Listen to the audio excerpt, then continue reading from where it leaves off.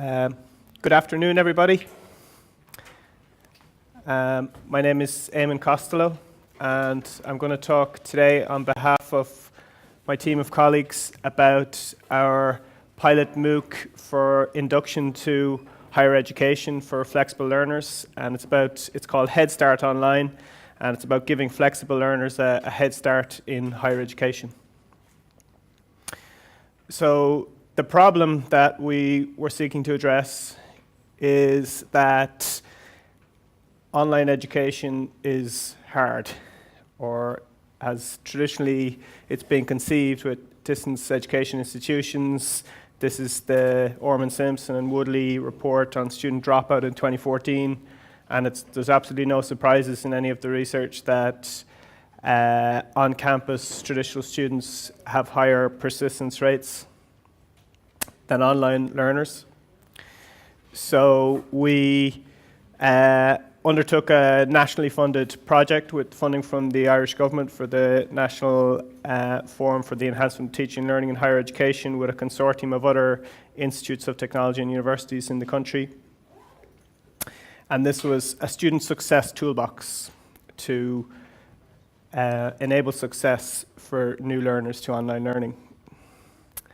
And the first thing we did at the initial phase of this project was to conduct a systematic review of the literature on learner success for flexible learners. And we published this report, Lost in Transition, a report on enabling success for flexible learners. And that report is available free online.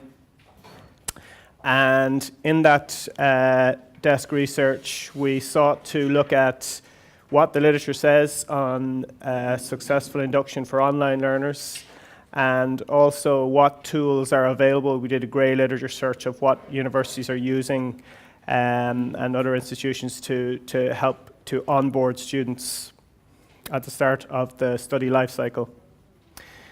So from that literature, we distilled some key principles that we believed were indicative of eventual student success, and that were that the tools that we were going to provide to students would allow for self-regulation, for personalization, for customization, that they'd be personalized but also customizable. They'd be giving people information when they need it, the point of need, and in the voice of learners. So we wanted to give messages to learners in the voice, in the language of the learner, and not in a lot of institutional speak, and try and get out of our heads of the institutional type language that we have, in particular having other learners speak to learners. So what does all of this mean? We developed on foot of this a suite of 8 digital tools, which are to gauge and help you think about your readiness as a new learner. So essentially these new learners went from all stages of the study life cycle, from when you're thinking about study to taking the first steps to registration, all these crucial parts that are a bit neglected in the literature, right through to your first week, your first 4 weeks, these critical phases. So what are these tools? I'll go through them now, and I'll give you a flavour of some of them. And these tools are available on our website, studentsuccess.ie, and they're all OER. They're all OERs, Open Educational Resources, under Creative Commons license, and they're on GitHub. So this is one which allows you to assess whether you have enough time for online study. So you just move these sliders across the screen, and you say, right, well, I work this many hours a week. I have this many hours for my family. This is where I have my hobbies, leisure time, and sleep. Everybody needs to sleep. That's very important. So, but really it's about, and you pull all these sliders up, and then it gives you this, and it adds things up, and it's interactive. But really the essence, the idea behind this is to nudge people and to prompt them to be thinking about time, and when am I going to make this time? And this is a real commitment that I'm going to make as I start embarking on this study journey, and I need to be thinking about it carefully. Am I ready? And this prompts them to go through this quiz, your previous study experience, work and family, your study intentions, study skills, computer skills, and you self-evaluate these. And as you answer the questions, it gives you feedback about where you are, personalized feedback according to your profile. And then it gives you a profile of yourself, where you are on these, on a map of work and family, work habits, study experience, where you might need help. Do you need help on study skills? Do you need help with family support? And then it suggests some things you should be doing. And then another of the tools is just a crowdsourced tool for learners to share tips with each other, study tips for me. And we curated these tips and we seeded them as well with some tips from previous cohorts. My computer skills is a digital literacy one, talking about people, getting them to start self-assessing how competent they are with computers. Your first assignment, what skills might you need in developing your first assignment? Who can I ask? This is a critical one. It's who to ask for help, who are going to be your support network in your study journey. And then this one is a METID tool. This is a guide for institutions to implement the tools and to implement online orientations and inductions for new learners. And then we put all these tools together into an online course, into a MOOC. And we called it Head Start Online, First Steps to Flexible Study. And this was a short MOOC, 5 weeks long, designed for new learners, mostly in the Republic of Ireland, where we're from. And how do we prepare as learners? So we talked a lot about the learner preparedness and how learners should be thinking and preparing. And we talked a little bit about the literature review that we conducted, but what else did we do as educators to prepare ourselves and walk the walk, not just tell our students what we're going to do? We took lots of MOOCs as well. So we took lots of MOOCs on learning to learn online, because there's lots of them out there. We're not reinventing the wheel, but we're doing something for learners in our own context and trying to give them messages that would be useful for them. And that was really interesting. And we distilled a lot of the practices that we felt was best practice from other MOOCs about getting started with online learning. And we used them to inform our thinking and our design. And we adopted a design-based research approach, and also an approach informed by learning design with particular reference to personas, and using personas to help us develop our learning designs. Our platform is DCU Academy. It's based on Moodle, and it was built with the help of Moodle. And it's like Moodle, but it looks and feels more like a MOOC, and it's more streamlined. And it sits outside of the institutional VLE. And this is a screenshot of the course. Instructors, and there's brought to you by Dublin City University. And this is the onboarding week of the course. The course ran for 5 weeks with an onboarding week, an introductory soft week, and also a week afterwards for wrap up. And in the course we had a good beginning. That's one of the key messages. A good start is half the battle. Tasach mahlat na hibra. Then what to expect, what you should be doing, what you should be thinking about. Time, the time management, that was the tool I mentioned earlier. So all of these objectives on each week of the course map to a tool or a number of tools. So what is required to succeed? For example, you take the quiz about your computer skills. You take the quiz about your the other skills that you need for study tips, for doing your assignment, and so on. And then what are the next steps you need to take in starting a course?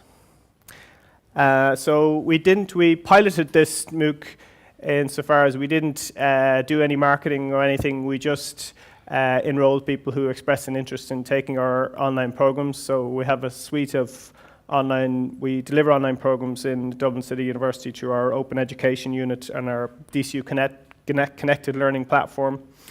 And we had 155 learners register, and 70 of these were Kieran learners. As people may know, the organization that promotes access to education for refugees. And after week 1, there was 37 learners still active, 24 completed, and 15 requested a certificate. I mentioned Kieran, the refugee cohort, and that was very interesting to have different types of learners on the course, Irish students and remote students who were refugees, and the difference that, because we had designed these tools really for use with our own students in their own context, and it was quite different. And if you were a refugee, you could say something in the discussion forum. So one of the tools prompts you to look to your sources of support, such as your family. If you're thinking about doing study, you need to sit down with your friends, your family, have these conversations. And some people are saying, well, I don't have my family aren't with me. So we had to think about carefully how we were framing these messages and evolve our thinking for the course. So that's why it was very valuable to pilot this course in the first instance. So because this is in the next iteration of the course, we will be have two new cohorts of refugees. We have Dublin City University was designated a University of Sanctuary, and we have 15 scholarships available for refugees, including 10 who will be studying online through the DCU Connected platform. And we also have a number of refugees, a cohort coming from who will be studying remotely from Jordan. So the theme of this conference is from the campus and out to the world and back to the campus. I'm trying to remember exactly what it is. Out to the world and back to the campus, is that correct? So I was just reflecting on this because one of the strategic drivers of why we would develop online courses and put them online for free, why would institutions do this? And there's many reasons why institutions engage with MOOCs, but one of our primary drivers was around innovation. We see MOOCs as an innovation platform for innovating pedagogy, and you can do innovative things, but then you have to try and bring those back into your mainstream learning, into your traditional offerings, whether they're online or campus-based. So one of the examples of this is our DCU Connected online brand and platform that we use to promote our online courses. So we decided to develop a pedagogical model that we could use for what it means to be a learner in our system, a connected learner. And it maps to the institution's motto of transforming lives and societies. But we also wanted to build a model that was in language that we could easily communicate with people, not just in academic speak, but that was also had links to literature. So we came up with these key principles of what it means to be a connected learner. So there's teacher presence from specialist educators, there's impactful narratives, knowledge translation, the translation element, rich collaboration in a community of learners, deep interaction with digitally rich resources, meaningful tasks, which relates to literature on assessment for learning, and a sense of belonging, so that students are committed to success. And many practical things as educators we learned as well in developing the course that we've taken back into our own pedagogical design, and the way that we probably would have designed things for mobile originally, but we paid a lot more attention now to every course we design is a lot more mobile friendly as a result of our work on developing this course. And also the messages and the language and the words, and every sentence and link is important, and what you call something and how you duplicate something. So when you design for mobile, you're effectively designing for a much simpler and cleaner and more stripped down type of interface. So that is it. I plenty of time. I rushed through a bit quick there, so I have time for a question if you'd like, and you can email me if you wish there, Eamon Costello at dcu.ie, or you can follow me on Twitter there, and I'll ask. So if anybody has any questions, thank you very much.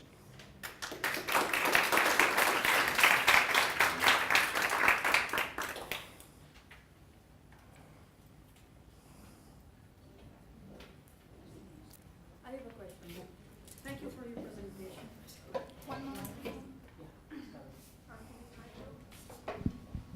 Thank you.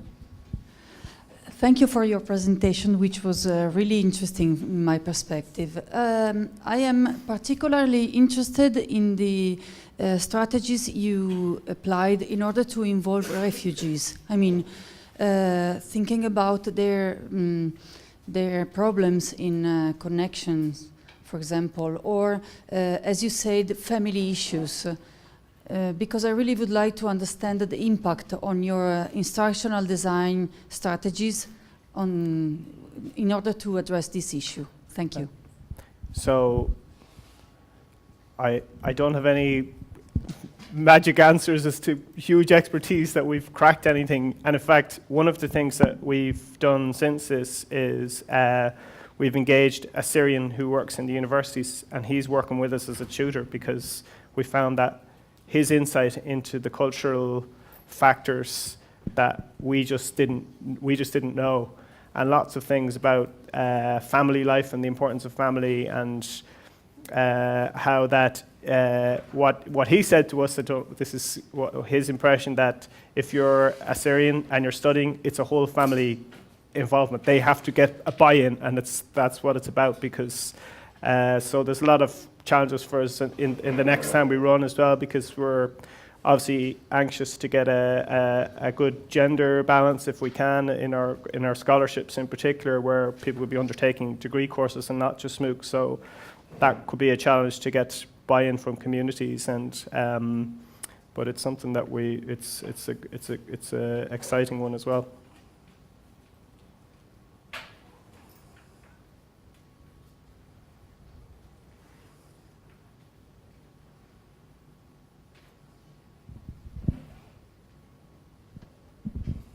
Yes, hi, I'm Paola Corti from EPFL. I work for a MOOCs for Africa program. I was wondering if you have any plans to localize the tools you've been developing in other languages? So we have no plans, but we would love to, if you're interested in any of them, we'd love to hear from you, and we could help you to do that yourself if you like. They're built with open standards, and they're all open access, as I said, and they're available on our site, studentsuccess.ie, as OERs and from a GitHub repository. So we're happy to work with anyone that wants to use them and adapt them. We'd love that.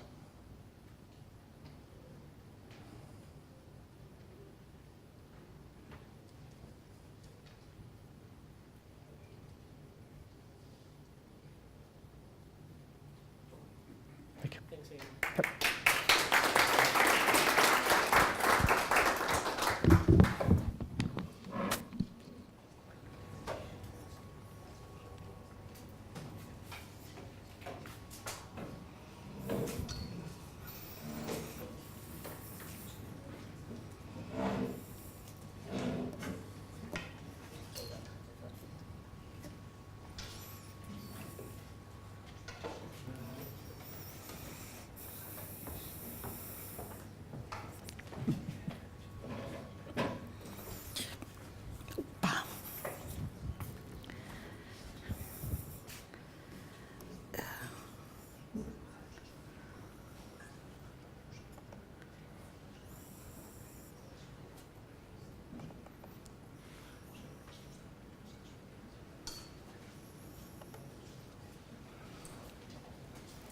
Shall I just start? Yes. Okay.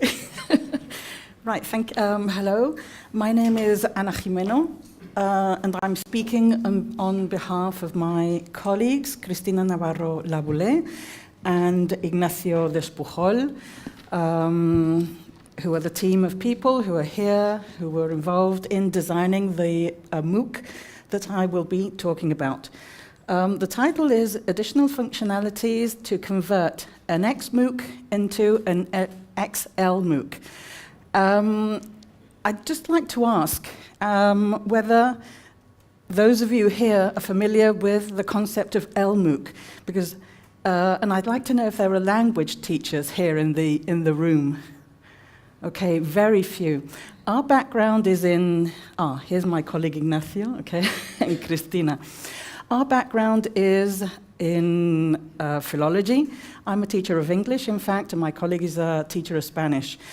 And we are fortunate enough to belong to the Universitat Politècnica de Valencia that embarked in the year 2013 in the MOOC philosophy as an institution. So this means that we have the institutional backing, those of us who wish to start up in MOOC development.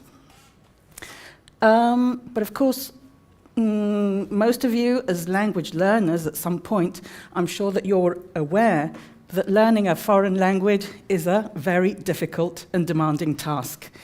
So what was our problem? Our problem was trying to adapt an existing platform to the functionalities that we needed as language teachers. Okay, see if I can... The context of the MOOC that I'll be talking about was created with edX. The university, as I said, started developing on the edX, open edX and edX platforms since 2013. 42 courses have been designed to date, and registration varies from 80, the smallest MOOC, to 128,000, which is in fact the Spanish language MOOC that I'll be talking about now. There have been a total of 220 individual editions with over 637,000 people registered on our courses. And we have an average success rate of 9.6. This is the general overview of the MOOC, the MOOCs that are available at Universitat Politècnica de Valencia.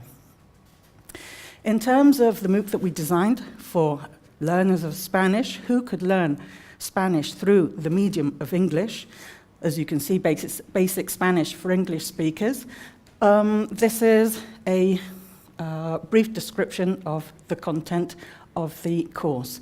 It was launched in mid-September 2015 and ran as a self-paced course till the 31st of December in 2016. During the course was designed to cover 16 weeks, and we calculated that the learner would work more or less 4 hours a week on the course.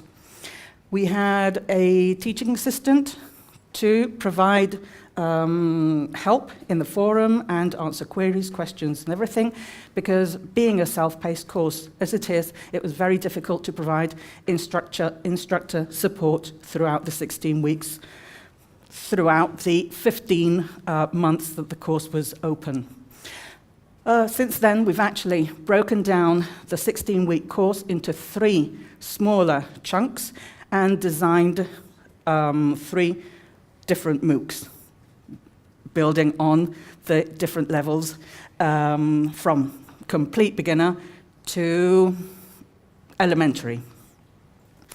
It has a total of roughly 376 activities of this typology: video recordings, written theoretical explanations, situational dialogues, and the variety of exercises that the platform actually offers, which are, as many of you know, gap filling, reordering, true-false association, and so forth.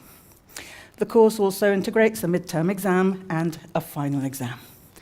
Regarding the learner profile, as I said, we had a total of over 128,000 enrollees. When we were designing the course, I think that my colleague Christina will agree that we were thinking in terms of 1,000, maybe 1,000 learners, and that for us was an enormous amount of people, around the world that could register. Whilst we were actually developing, the course was announced and Nacho would tell us how registration was going. So we moved from 1,000 to 5,000, all of a sudden 10,000. By the time we actually opened the course, we already had 15,000 students registered. This was before we actually opened the course. And when we reached over 100,000 learners, we weren't impressed anymore, as my colleague said. You know, once you've once you've gone over the 100,000 limit, then you're ready to open up to the world and say, okay, please come in, and we'll try to help you. As you can see, very few numbers actually bought the verified certificate, a total of 743, which I think is lower than the average in UPV MOOCs. We don't exactly know the reason for this, but that's the way it goes. Regarding activity breakdown, I shan't go into this too much. It's just to give you a broad picture of what the MOOC is like and how students interacted with it. As I say, in the first week, we had over 3,000 active students working with the MOOC. As you can see, here are the numbers. 1,220 accessed the video, and 670 tried to complete one of the activities. Nacho, please correct me if any of this is wrong.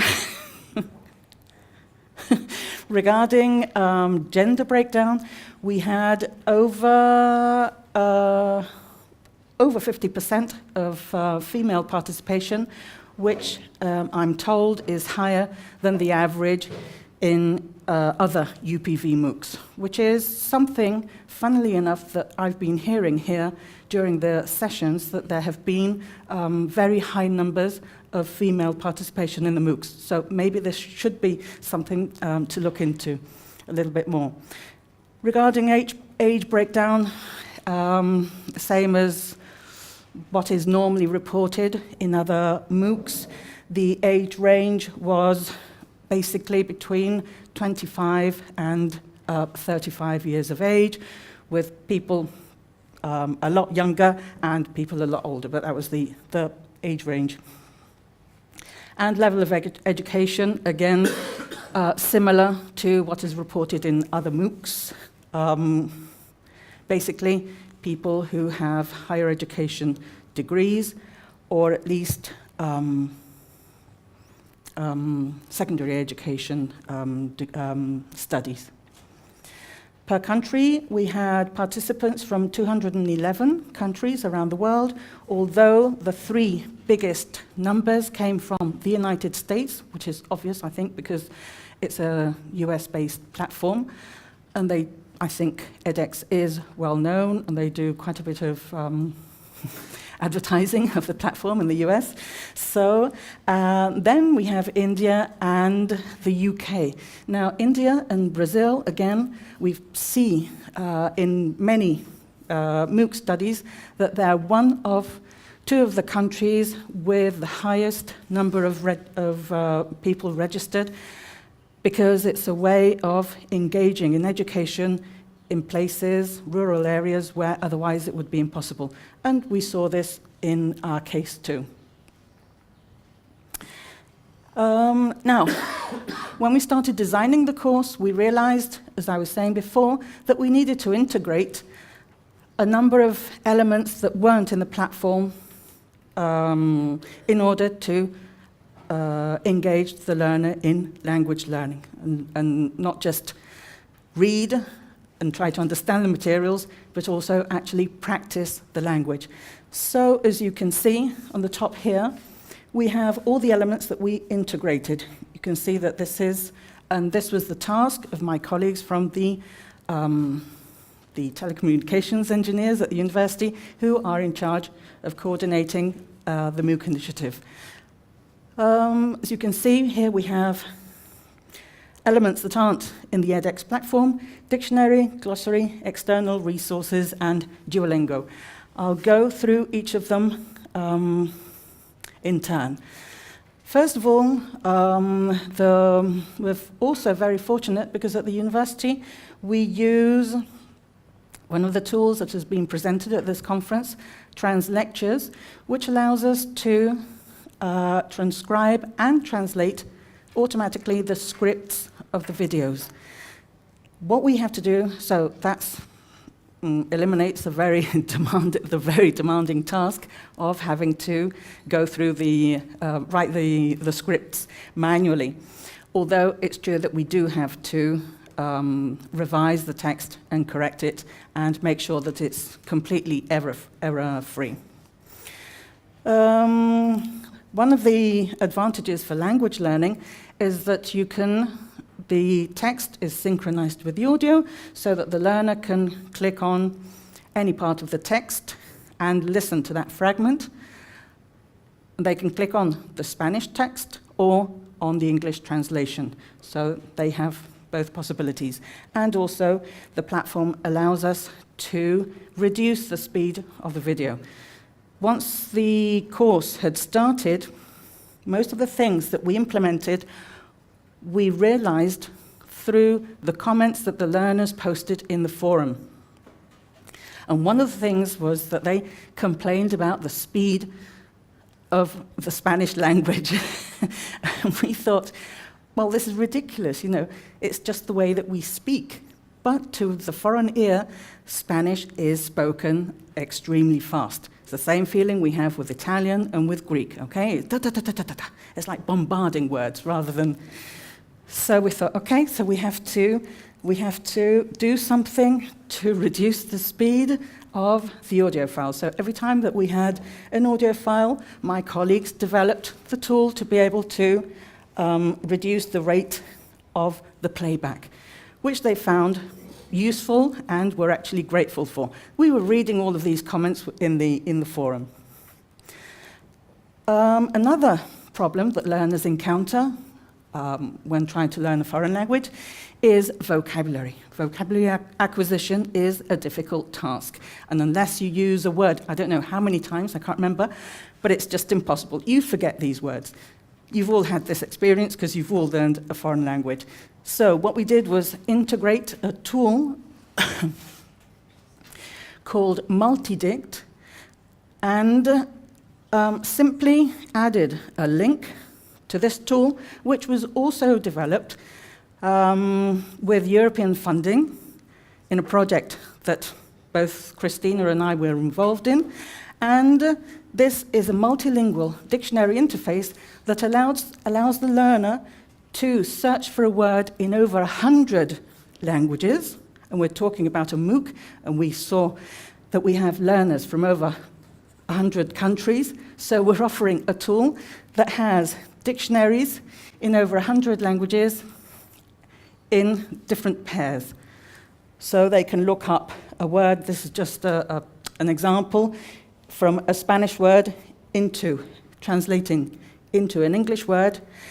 And these are all the possible dictionaries that are available for that language pair. So depending if they want to translate from Spanish to Chinese, for example, there'll be a different set number of free online dictionaries that they can automatically call up. Also to help them in vocabulary acquisition, we used this same tool to, my colleagues extracted all of the vocabulary from every single unit within the course and processed it. We cleaned it and integrated the list of the glossary, the list of words that appeared in every unit within the Multidict interface. So calling up this tool, they could automatically click on any word, and again, it would call up the various dictionaries in their native language.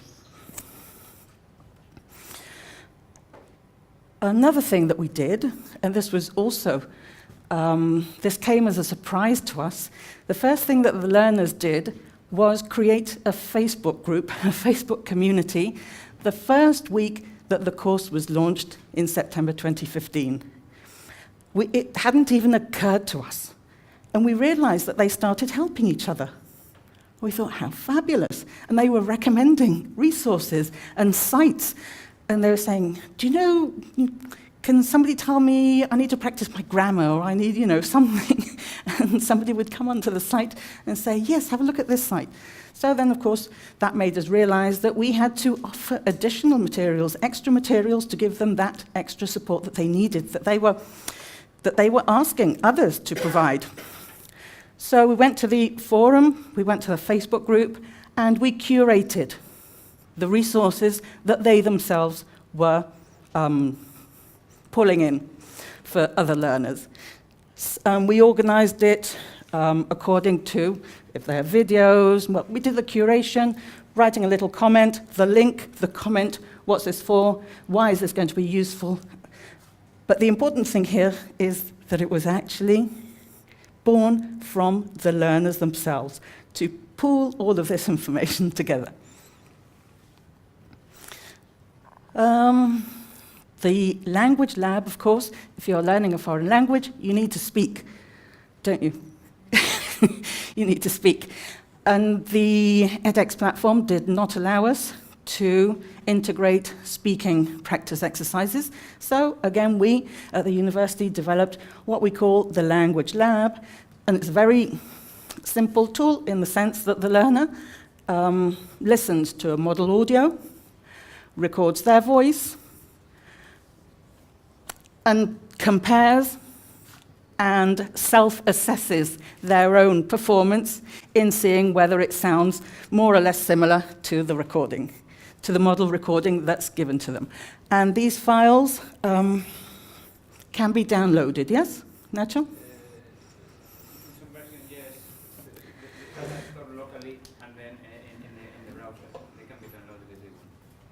The learner can download their own production. So they can download it, save it for future reference. After week 16, they can see how much they've improved. We thought, well, we'll integrate other tools which are popular, especially among young learners. In Spain, as you know, Duolingo is one of the popular apps that people carry around on their mobiles. I'm a permanent learner of French as a foreign language, which is my second language, and I have all the apps in the world that I can to practice my French. So we thought, this is going to be a good tool, we're going to integrate this, but why? Because this allowed us to add the gamification component to learning. Learners find it attractive because for them it's challenging to use this tool which has that component. So this is another resource that we added, external, but to support our learners because we weren't worried. We didn't want them to stay within our MOOC. We thought, okay, start here, but then there's a lot out there that you can use. So it's bringing things in and pulling, different strings to learn in different ways, which I think is what we need to do. And interaction. We needed to design a way of interacting with our learners. So we thought, okay, we'll do this through Google Hangouts, which we did. We organized several sessions. We announced them. They registered for a particular day, a particular time, and the three of us, you can see, Christina, Nacho, and myself, were in one of our video conferencing rooms at the university, and we interacted with our learners. You can see here at the bottom.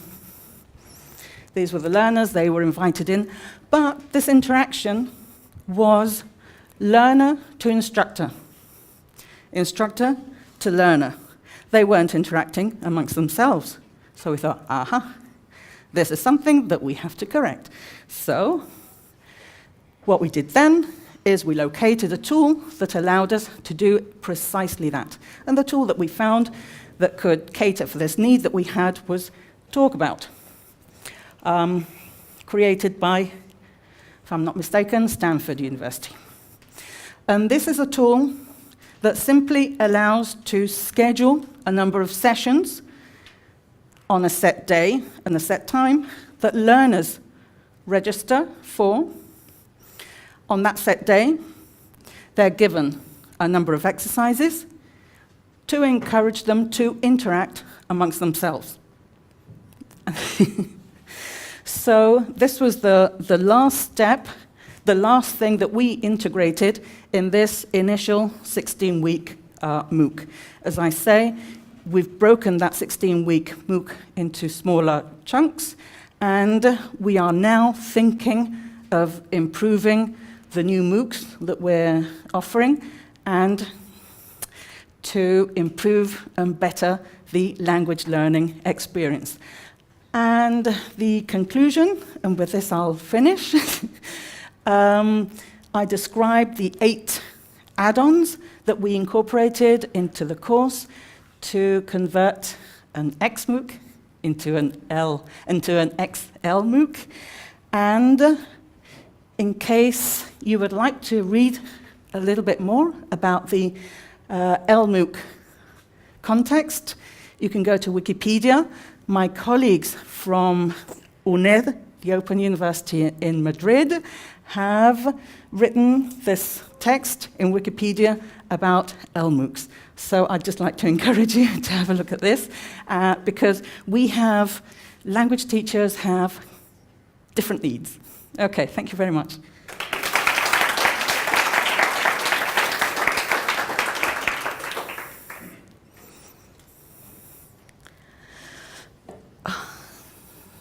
Yes? Oh, sorry, I wasn't looking. Well, thank you very much, Anna. Thank you for that present, showing we're very, very proud that we put together that Wikipedia page These are colleagues from UNED. Yeah, we've been doing research on language MOOCs for quite a while, so that's like our little baby there. Really interesting, your talk, and really, really exciting to see that research on language MOOCs is moving on, because there's a lot that is specific to language learning. And I mean, your talk shows how many add-ons we need so that it fits our needs. I have a few questions. I'm going to ask you only 2. We'll talk later. One, I couldn't see from here. The Facebook group, what language were they using? They were using English. English, yeah, I would imagine that. They were using English. And also, did you consider using badges to encourage engagement? That's something that we're now talking about, because this is as far as we got in the 16-week MOOC the first one that we launched. But now we've broken it up, and we're thinking of ways to increase learner engagement, to decrease learner dropout, and one of the ways that we think we're going to do it is rewarding badges. Also, we were thinking of ways of rewarding students who register and give so much support to other learners that, they're star learners, they're star people, and we want to reward them in a specific way. And we were talking, because the whole team is here, we were precisely talking about this yesterday, integrating badges, yeah. Oh. Hi.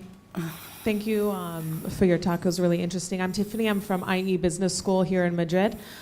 This question isn't exactly about language MOOCs, since we haven't done one at IE, but I figure it's very relevant for those coming from universities that translate their MOOCs. I've noticed that we've done a number of MOOCs. We do them primarily first in English, and then we also have the same MOOC in Spanish with different professors, or in the very worst case scenario, we'll translate it from English to Spanish being dubbed. And I've noticed in the reviews, or when we're kind of analyzing the results, we find that the English-speaking learners are a lot more critical than the Spanish learners. So we can have the exact same MOOC, and then my ratings for my MOOC in Spanish are always significantly higher across the board, whether it be translated, dubbed, or whether it be given by a Spanish-speaking professor. Have you noticed anything in your MOOCs about How critical they are, depending on their origin? on their language, yeah, On or their- if you've kind of had anything no. to. Unless my colleagues, no, I don't think we've. Yes?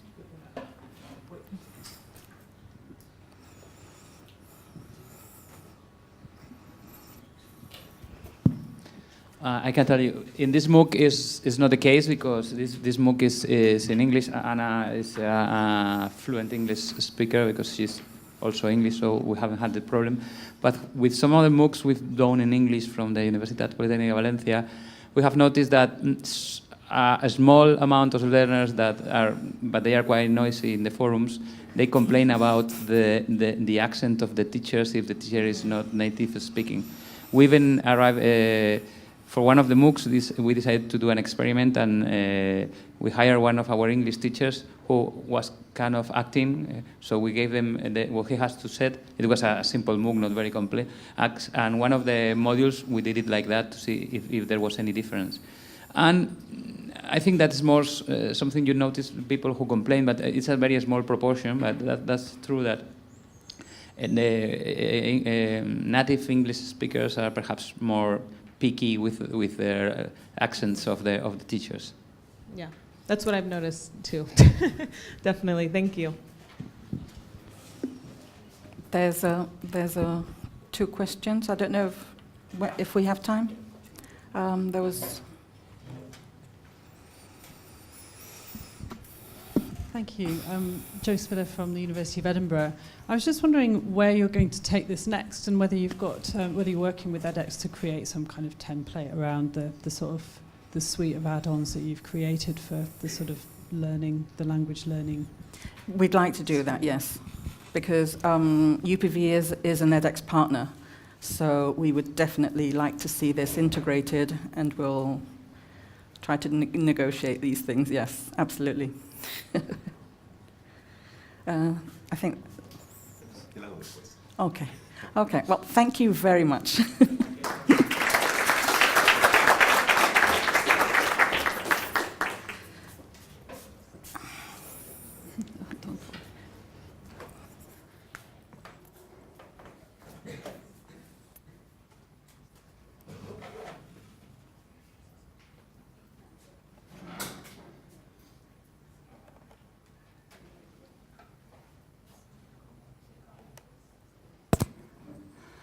Well, good morning, everyone. I'm Paola Corti from Politecnico di Milano, Italy, and I work in METID, which is the center which takes care of the innovation in didactics, and we have some other things that we do, such as, for example, our MOOC platform, which is named POC, Polymia Open Knowledge.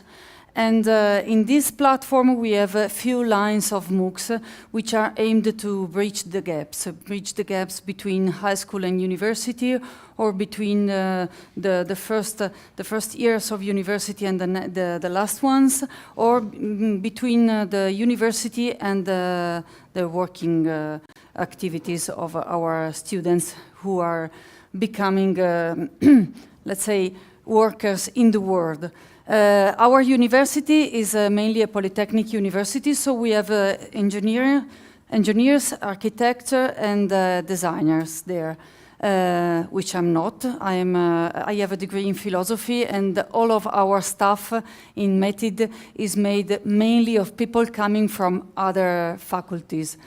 We are a group of instructional designers and project managers, and we have, I think, 2 engineers in up to 25 people, which they take care of the platform, while all the rest of us provide support to teachers in the university in order to help them design their MOOCs, or in some cases, as my case, for example, we design MOOCs by ourselves, and we have a lot of video makers who perform the activities in the studios.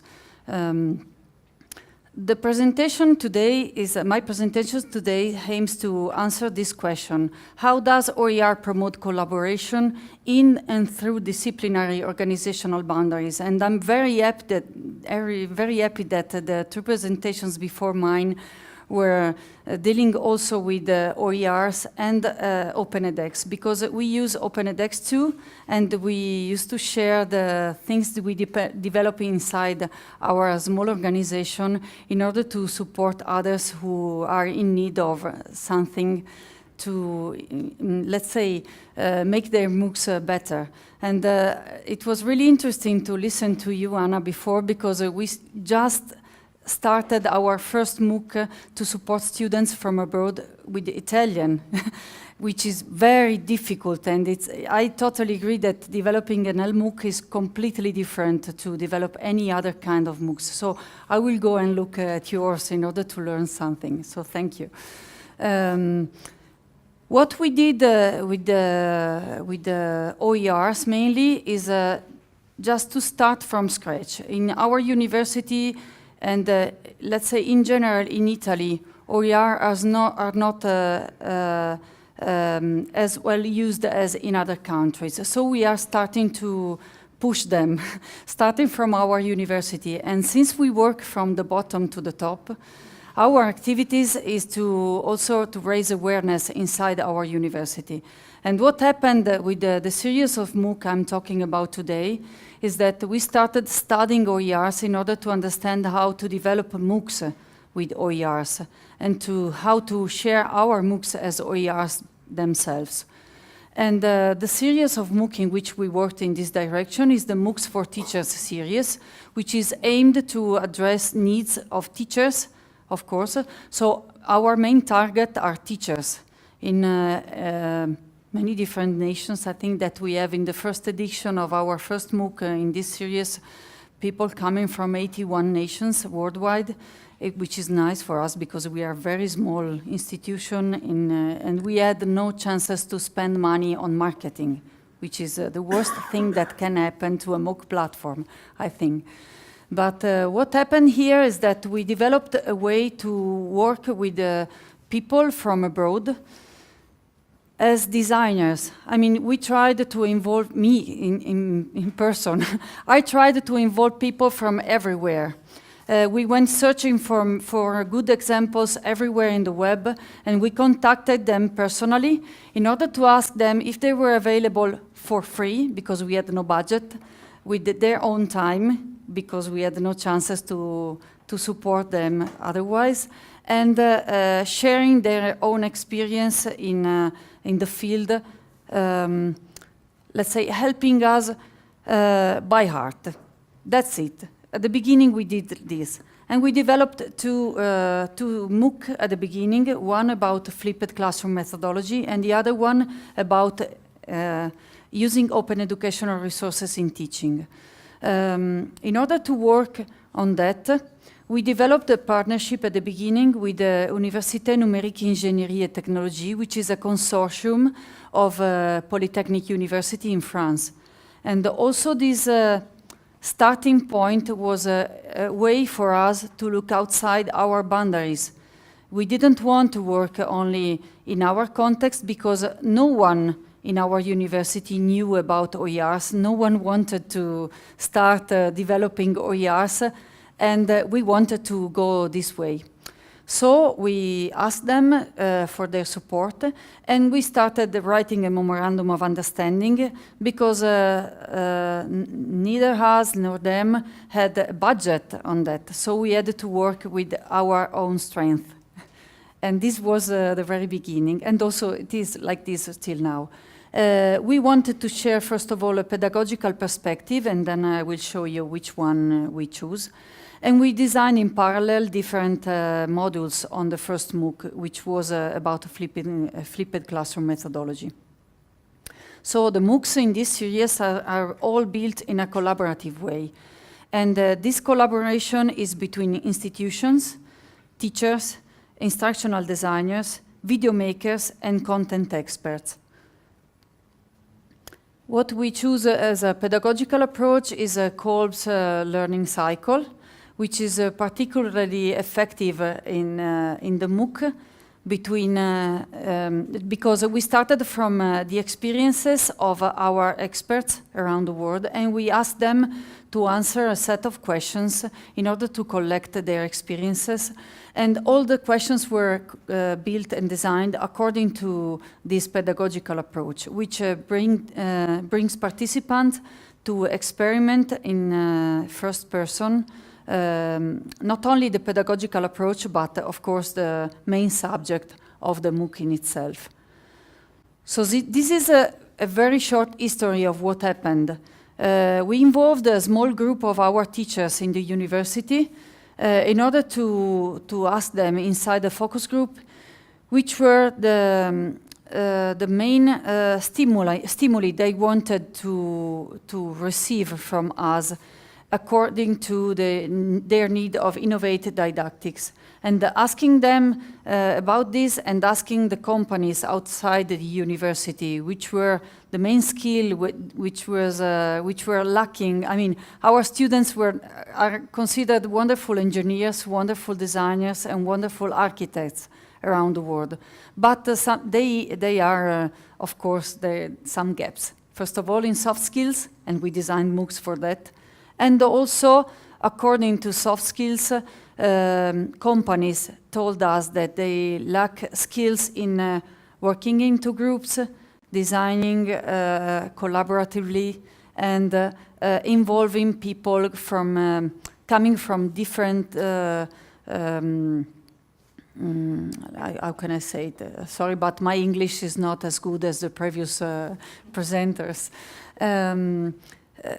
They are not as good as students coming from other universities in working into multidisciplinary groups. Okay, so we thought that we don't needed only to give them support with the MOOCs on soft skills, but also we needed to train our own teachers in order to push students to develop soft skills during their university courses. And that's why we asked them how to do that. And we decided to give students, which are teachers mainly, our participants in this series are mainly teachers, different possibilities in going through the whole MOOCs. So those MOOCs are very short because they have no time. And we give them a lot of references in order to let them develop further and go in depth into the content after the MOOC or between groups built up by students by themselves together. And so we propose in our MOOCs in this series 3 different paths, which the first one is only go through the MOOC and enjoy yourself and that's it.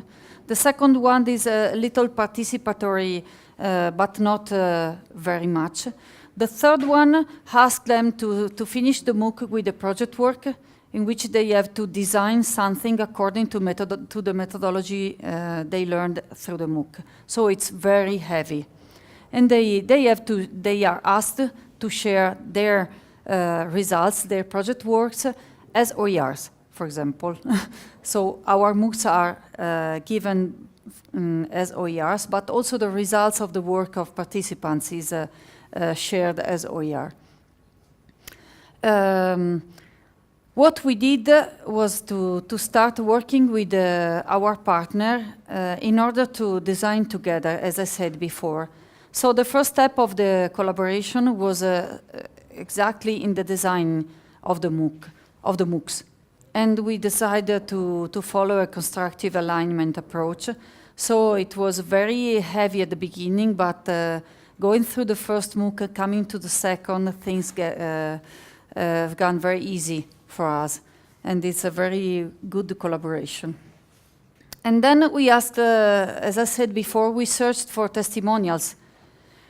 I have to say that at the beginning, my managing director was very, how can I say, humbling about this approach because she thought that it could come to a bad end. I mean, you ask people for their time, you learn from the web that there are very wonderful experiences around there, but who knows that those people, if these people have time to share them with you, and also following the questions that you are giving them. I mean, they already told their experience somewhere, otherwise I couldn't read it. But I wanted them to support our participants following Kolb's learning cycle. So I asked them to record videos according to this methodology. And I have to say that I've been very, very lucky. I mean, no one told me no. And we are designing now the third MOOC of the series. And I'm working with people from MIT, from Hokkaido University, from South Africa till now. I mean, it's amazing how people are willing to share. And we supported them in many ways.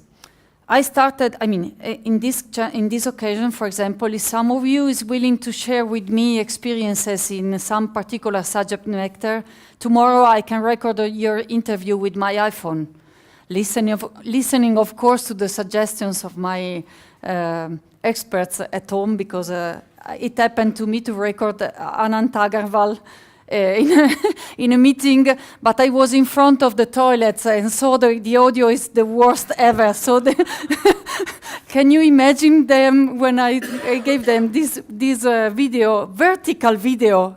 Can you do something like this? They were crazy with me, but we used it.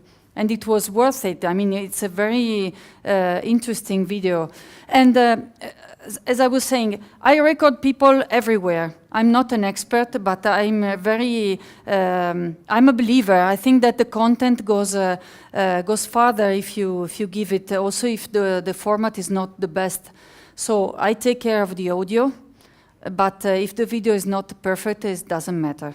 People are going to listen and are going to read the audio script. So we take care to have perfect audio script, not only with Italian MOOC, but also for our English MOOCs. Also because if the one who is speaking in the video is me, we needed to have wonderful translations after, otherwise it would be very difficult to follow. And we asked them also to record themselves at home. So we have a recording from people from Canada who recorded during breakfast, drinking coffee, but answering all the questions. Or we made a video conferencing with them. So we sent them tips for video recording, but not all of them were able to follow them. So we had to do a very strong work at home in post-production. But the testimonials are the thing that in our MOOC is the most successful for our participants, because it is not me or another teacher who says something discovered by others, but it is the researcher in himself or in herself who talks with the participants. And as you can see, we received the videos from many different areas, and we have Ariane Dumont, who has become a friend now, who is following us in all the editions. Those are some people in our studio, and we have a very homemade studio with things built in-house with the hammer and everything. Because with low budget you have to make it. And if some of you are interested in having a look at our video formats, they are very creative anyway, and it's not my work, it's their work. And the first edition of our MOOC on flipped classroom methodology had around 2,000 participants with a very high completion rate. So the completion rate is calculated on people who arrived at the end of the MOOC submitting the project work, which was, as I said, very heavy work. And we are very happy about it. It is not easy to bring people till the end, and we don't have a huge staff to support the tutoring activities. And they were very demanding, but peer-to-peer support worked well, both in Open edX forum. We also are using Open edX as a platform, and our forum worked very well for that, and also in private exchanges that are we have testimonies about them in the final questionnaires. Our second MOOC using OERs in teaching was quite different to be designed because we didn't only wanted to have testimonies, but we wanted an insight from people who were very strong in raising awareness. So we asked people from Creative Commons, and we have the director of OER in Creative Commons, for example, or we had the one who invented LMS at Athabasca University, Rory McGreal, who contributed to this. And we had testimonies from Nigeria, South Africa, South America, etc. We had to narrow the choice of testimonies to be given directly because we had no room in the MOOC. We wanted to keep it short because we wanted, first of all, our teacher to go through the MOOC and start sharing something as OERs. And something is starting now because thanks to that MOOC, our professors now are much more willing to work with us with OERs when we ask them to design a new MOOC, or they come to us with their engineering, technical, scientific subjects, but they are more than willing to share with the rest of the world through OERs now. This MOOC was awarded this year of the Award of Excellence as Best OER MOOC in the world by the Open Education Consortium, so we are quite proud of that.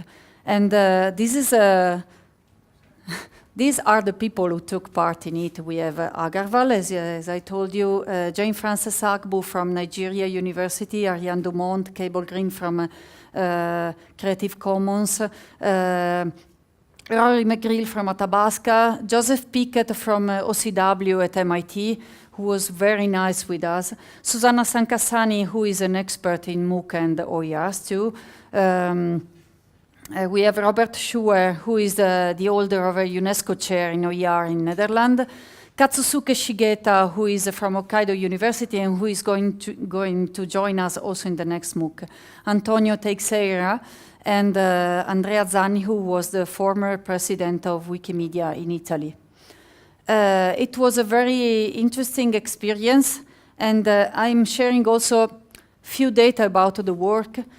As you can imagine, 6 months of work is not one person for 7 months. Is something like I contacted testimonials. We have to wait for their answers. We made the Skype calls. We exchanged ideas.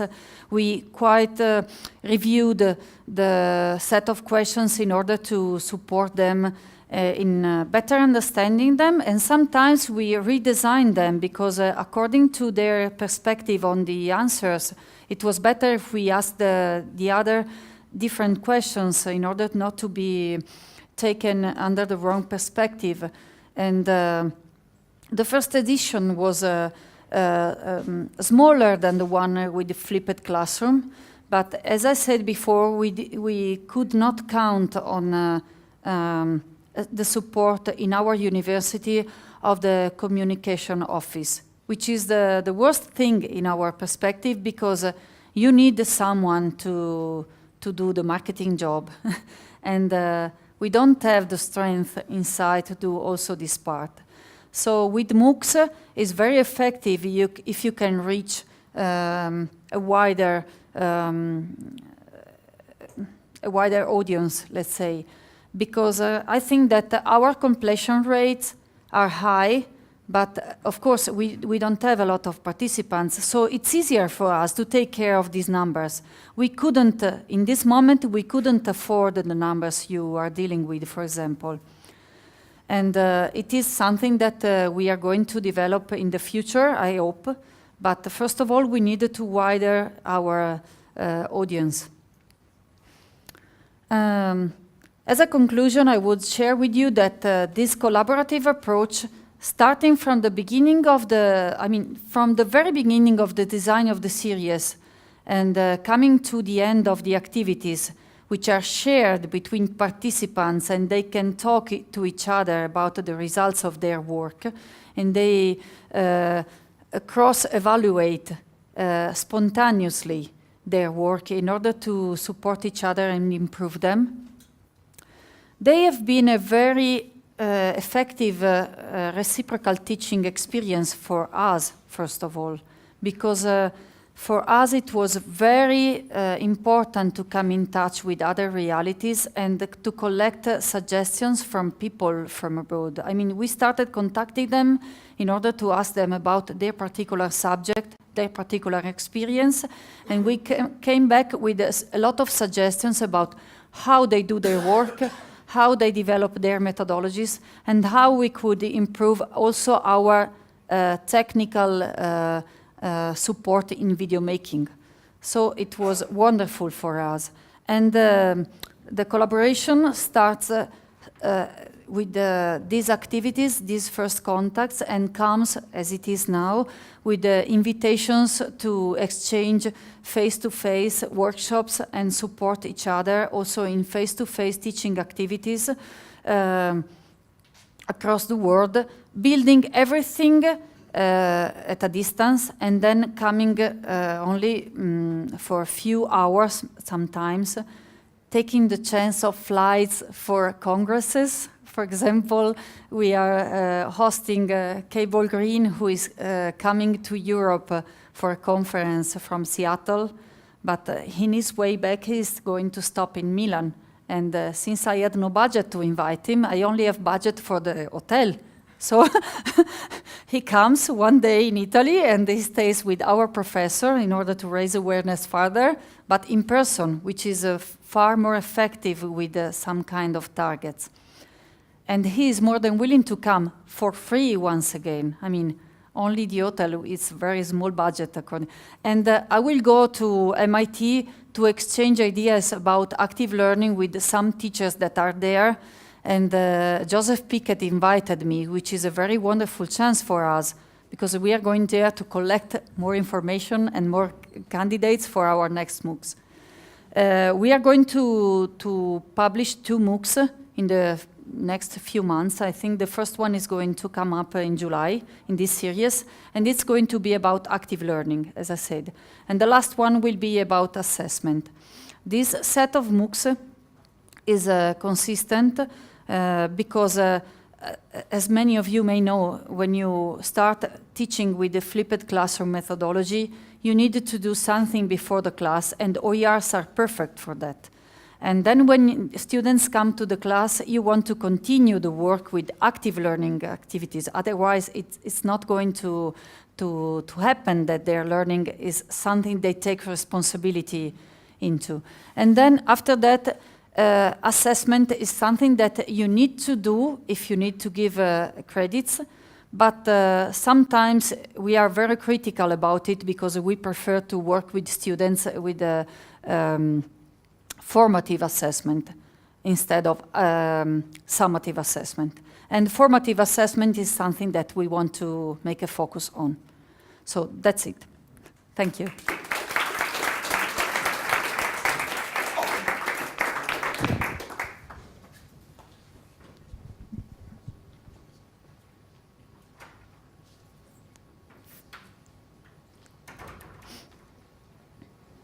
So if there's no question. Very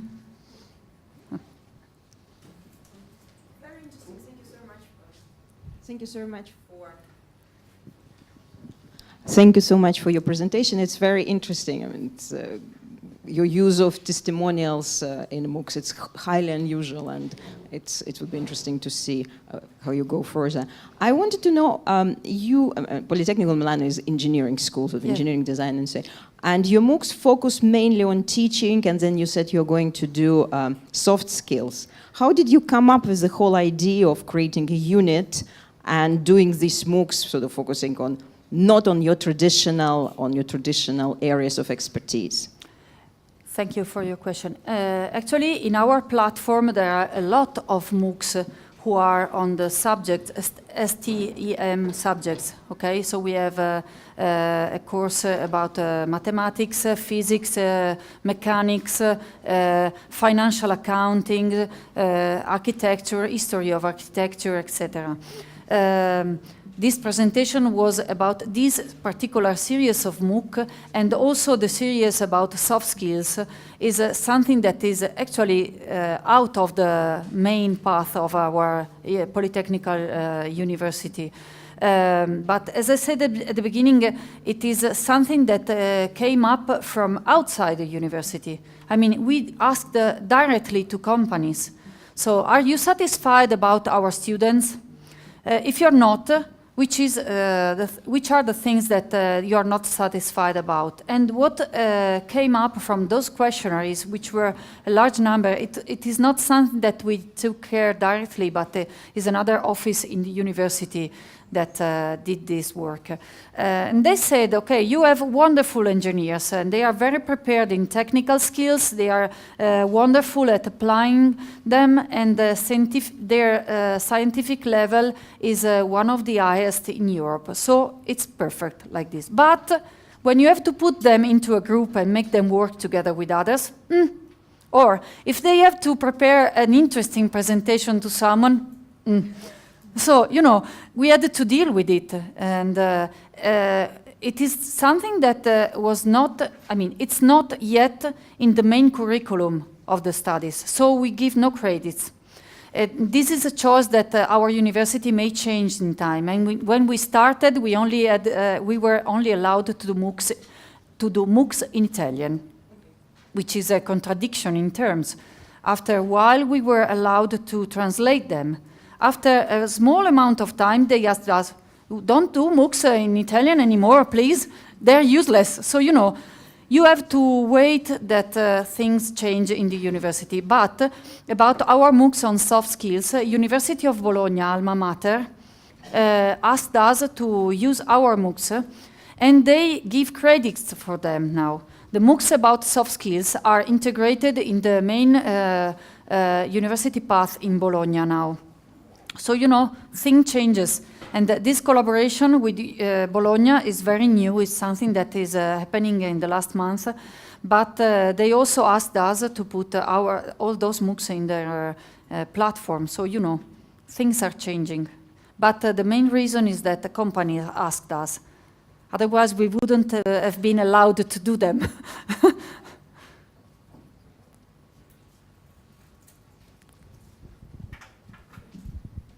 Yes, thank you very much for this very interesting presentation. I've got a question. You're working for an engineering school. Is your content a little bit oriented towards engineering specificities, or is it really generic? Actually, the choice of creating MOOCs which are very short was aimed at reaching, first of all, as a target, our professors. Because they usually don't invest a lot of time. I would say few of them, and not always the youngest, invest a small amount of time in learning how to improve their teaching skills, okay? But it's not something that is usual. They are very focused in developing their own researches, and most of the time they are wonderful from a technical perspective and scientific perspective, but in the classroom they are not able to deal with students effectively. So our main target at the beginning were our teachers. But the contents are not developed only for our teachers. I mean, the perspective, we tried to choose examples from STEM context. So many times our testimonials come from that context. But for example, in active learning, the next MOOC, which is coming out in this summer, we have an example from MIT about teaching chemistry in the kitchen or analyzing sports, okay? Which is very different from the attitude of our teachers at home. Or we have testimonies about waste management in the field, or teaching architecture working with refugees in camps in Jordanian, okay? So, you know, we try to contact them and bring them to the MOOC with examples that can be interesting in their field, but after that, they work on teaching methodologies. Otherwise, we don't have the time. If the MOOC is too long, they're not going to go through all of it. If we give good references, otherwise, they are going to go in depth. And they are asking us further questions. After the first MOOC, nothing happened. After the first edition. After the second editions, professors started coming to our structure, to METID, asking for support into the classroom. Please help us applying the methodologies. Please help us understanding how to share our contents as OERs. And things are changing. We have to be patient. But the way to contact them is through the testimonies. I think we are out of time. So sorry. It's only one short question. What was the reason for creating an independent MOOC platform for your university? The first reason at the beginning was that we had no budget to join edX, because our first choice was edX, and edX asked us too much money. Our rector said no. I am very... And then we had a wonderful engineer inside who started studying OpenEDX, and that's why. Thank you.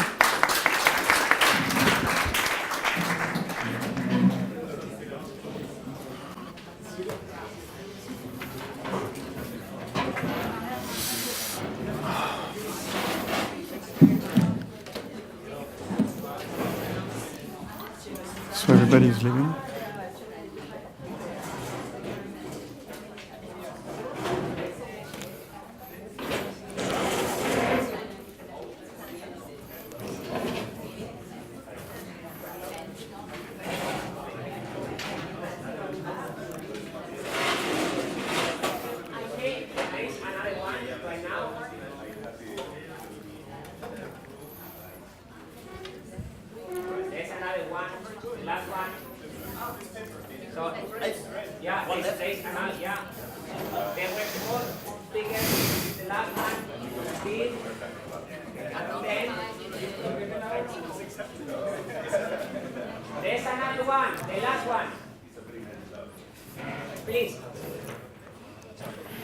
Thank you. Hello, can you hear me well? My name is Martin Gosset. I'm working for the European Committee of the Regions in Brussels. I know that we are all hungry. Some people already left to have lunch, but if you can wait 5-10 more minutes, I will be very, very brief, and we can all go together to have a wonderful lunch. Just before I start, can you raise your hands, people who know what the European Committee of the Regions is? No one? Okay. So I prepared a little slides because I knew nobody would know about it. So we are one of the EU institutions. So my perspective of MOOC is quite different from what we have heard today, because we are not an academic organization, we are a public administration, so we have a different perspective, and basically we are like a mini European Parliament with members who are locally and regionally elected representatives. So we have 350 members from regions and cities from all over Europe who try to bring EU closer to the citizens. Especially those days, it's very important because we all know that people don't know what the EU is doing and they wonder why we are there. So we, through our representatives, we try to bring a local perspective into Brussels and to share this feedback with our stakeholders in Brussels. So why we are here today? Because we are the first EU institutions to have developed not only one but two MOOCs on EU affairs, and the idea is to contribute to build the capacity of local and regional stakeholders on EU affairs. So the first MOOC we developed was in 2015 on regions, EU institutions and policy making, with a view to help local people working in local administration, regional administration, to better understand how the EU works and what type of projects or fundings they could benefit from. So just a few figures about this MOOC. It was a MOOC of 8 modules, which was sequential. So each week was a different topic. It was focusing on EU policies and their impact on local and regional level. Each module was based on a few videos, so testimonies from experts, from EU officials, from regional representatives in Brussels. We had also debates between EU officials and academics. In addition, we had reading material for each module, which were fact sheets, infographics, key facts and figure about the EU. Every week we had a lunchtime debate between experts, which was web streamed and could be followed live on the internet. A weekly test at the end of each module. And what's good to mention is that the course was totally free, open to everyone, although it was mostly targeted regional and local administration. And at the end we delivered a free certificate of participation. And we hosted our course on iVersity, which is a Berlin-based MOOC platform. So just a few figures. We had surprisingly for us, quite a high number of participants, more than 8,000. Most of them coming from regional and local administrations. We had a contribution from 50 different experts, professors, regional experts, and so on. We managed to reach a relatively young audience. We had not so bad completion rate of 17%, which was relatively good. So it was based on success of all the quiz, the weekly quiz, and reading of 80% of the reading material. In terms of visibility for our institution was pretty good because the MOOC page was the most visited of our website. And we conducted at the end an ex-post evaluation, which showed very positive feedback for the content of the course, but also the platform. And based on this positive experience, we decided to launch a second edition last year in 2016 with some improvements based on the feedback we received. So the second MOOC was specifically on EU budget and funding for regions and cities. What we decided to keep from the first edition was the variety of tools, so videos, fact sheets, infographic, live debates that people appreciated. We also kept the lunchtime debates, which were also well rated by participants, and the weekly quiz. What we changed, however, was that the first course was more general introduction about the EU. The second course, people were asking for something more in-depth, so we decided to focus on EU budget more precisely. We reduced the time frame from 8 to 6 modules to be more in line with the average MOOC. And we co-created this course with 3 partners who are also institutions, so the European Investment Bank and 2 DGs from the Commission, DG for Budget Affairs and DG for Regional Affairs.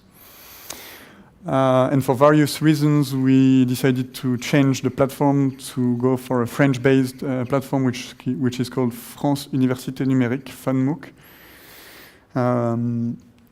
And what were the key results? Well, a bit less participants. Also, we think it's because the course is more targeted and a bit more difficult to follow. That's why we have less people. But from a broader range of countries, we have more than 100 countries.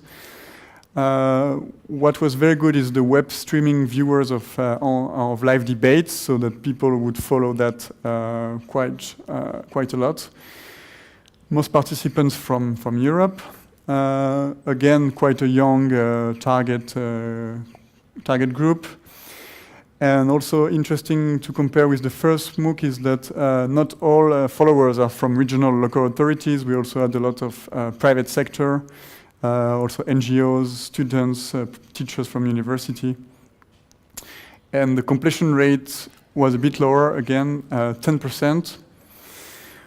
and we don't really know why, so we did also a satisfaction survey which showed very positive results, so we don't really know why it was a bit lower. This was some example of positive feedback we have received both from the co-creators of the course and the participants, so very positive overall, and again that puts into question why the completion was quite low. And what we drew as conclusions and recommendations, first that MOOCs have a real potential to build the capacity of local and regional stakeholders on EU affairs. It was a relevant tool, was cost efficient. We had very limited budget and human resources to develop this course. We managed to reach a young and possibly distant audience, so not only in Europe.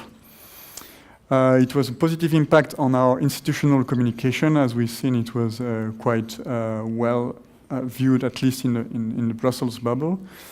And the variety of experts that contributed was also highly viewed by the participants.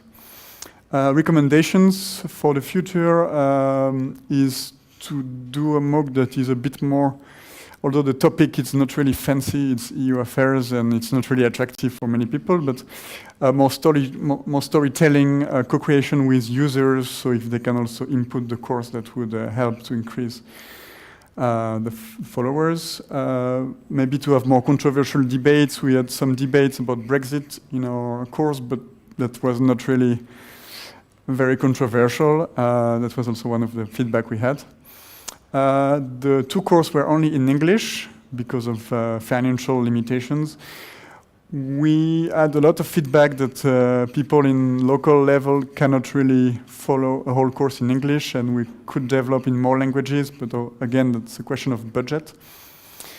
Preparing better the speakers, briefing them for the interviews, and what people really liked was real stories, real examples of projects funded by the European Commission in different countries, and sharing this experience was highly valued.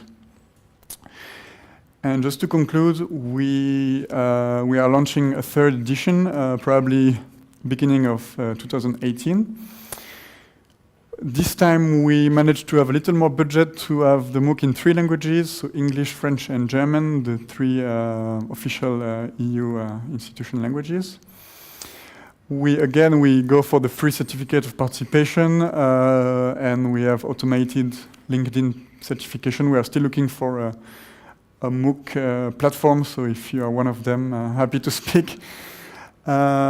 Instead of having a live debate every week, because we realized that last year the first debate was followed by a lot of people, but then every week was a little less.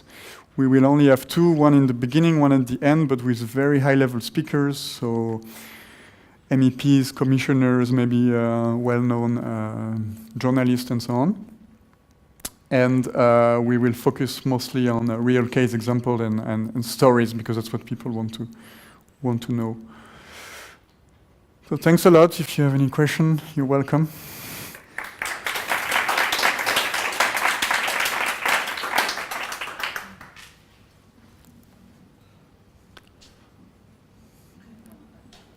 Yes. Thank you for a very interesting presentation. I hadn't heard about this, and I found it very interesting. And I'll have a look, yes. Yeah. Just have one curiosity. You started with a German platform, iVesti, then you moved to the French fund platform, and now you say that you may be moving. Do you find it easy to transfer the content of the MOOC from one platform to the other, or do you redesign every new edition of the MOOC? How do you? Well, the story is that we wanted to go for iVersity again for the second edition, but they had some financial issues, and we didn't know if we could work with them anymore. So that's why we changed. It was not our intention in the beginning. We did an assessment of different platforms, also because our budget was limited. We couldn't go for the big, and we wanted a platform based in Europe. So we didn't go for Coursera or this type of huge players. We considered several options, and we went with Fun, which was a good experience. Of course, some parts of the first edition were updated, so we had to transfer them to the new platform. And most of the course was new content, so it was a lot of work to. So that's true. That's a lot of work. So we are exploring options to go with either one of the two platforms, because I know that Evercity is also back in the market, or a new one which with easy possibility to transfer content. And have you considered entering a partnership with universities or other public administration institutions to have the MOOC translated into the other European languages? Well, the course is co-created with other EU institutions, so this year we'll have more partners on board, who will help us to translate as well. But we did some calculations on how much it would cost to translate the course in all 23 official languages of the institution, and that would be too much. But for the future, that would be the ideal objective, to have this MOOC in as many languages as possible. But for the moment, I say this because I know that in Spain it would be very difficult for people to follow a course like this in a language other than Spanish. People who work for the Spanish public administration. Although I think the figures was that main followers were from France. Spain was, I think, the second or third country, so we had some people who followed it.